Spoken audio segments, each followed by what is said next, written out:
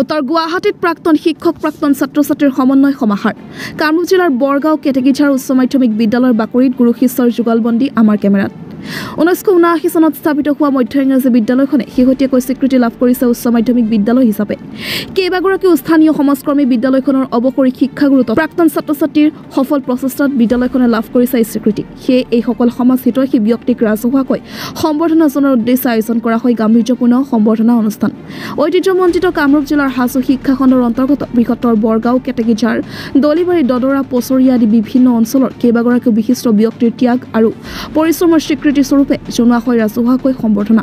বিদ্যালয়খনৰ প্ৰধান শিক্ষক দীপাংকৰ কুমাৰ গোস্বামীয়ে সঞ্চালনা কৰা আৰু যশস্বী শিক্ষক কবি নিবন্ধকাৰ তথা চিত্ৰশিল্পী ভাস্কৰজ্যোতি দাসে আঠৰা অনুষ্ঠানত মুখ্য অতিথি হিচাপে উপস্থিত আছিল মুখ্যমন্ত্ৰীৰ বিশেষ কৰ্তব্যৰত বিষয়া হেমন্ত চৌধুৰী মুখ্যমন্ত্ৰী কাৰ্যালয়ৰ এগৰাকী চৰকাৰী বিষয়া হিচাপে উপস্থিত থাকি হেমন্ত চৌধুৰীয়ে ভাষণ প্ৰসংগত কয় যে শিক্ষা অনুষ্ঠান বা বিদ্যালয়সমূহ হৈছে বিদ্যাৰ মন্দিৰ এই মন্দিৰত জাত পাত আৰু ৰাজনীতিৰ ঊৰ্ধত থাকি কেৱল জ্ঞান আৰু প্ৰজ্ঞাৰ সাধনা হ'ব লাগে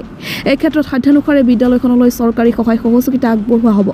একেটা অনুষ্ঠানত উপস্থিত আছিল মুখ্যমন্ত্ৰী কাৰ্যালয়ৰ বিশেষ পৰামৰ্শদাতা কালিচান সেন প্ৰাক্তন আচনেতা প্ৰকাশ দাস জ্যেষ্ঠ সাংবাদিক মধুমাধৱ দাসৰ লগতে কেইবাগৰাকীও বিশিষ্ট ব্যক্তি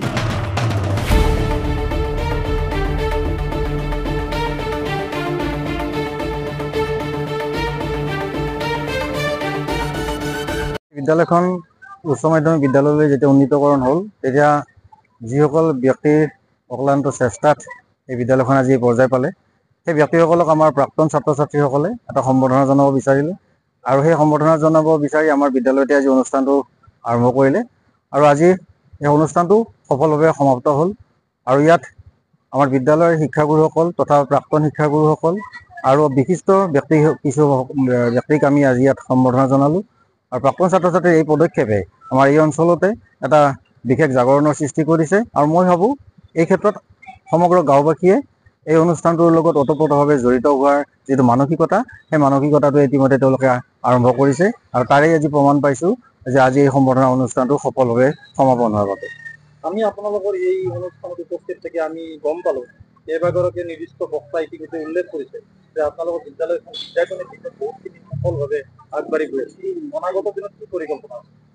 না আমি আচলতে বিদ্যালয়খনত বিশেষভাৱে গুৰুত্ব দিছোঁ শিক্ষাটোতো থাকিবই যিকোনো বিদ্যালয়তে শিক্ষাদান কৰা হয় আমি কিন্তু ইয়াত শিক্ষাদানৰ লগতে সাংস্কৃতিক দিশত বিশেষকৈ আমাৰ খেল আৰু নৃত্য বা গান এই ধৰণৰ এই সাংস্কৃতিক দিশটোত আমি আগবঢ়াই নিয়াৰ কাৰণে ছাত্ৰ ছাত্ৰীক চেষ্টা কৰিছোঁ কাৰণ ইয়াৰ ছাত্ৰ ছাত্ৰীৰ সেই টেলেণ্টখিনি আছে যিখিনি টেলেণ্টক আমি জাষ্ট তেওঁলোকৰ পৰা উলিয়াই নিব লাগে এই ক্ষেত্ৰত আমি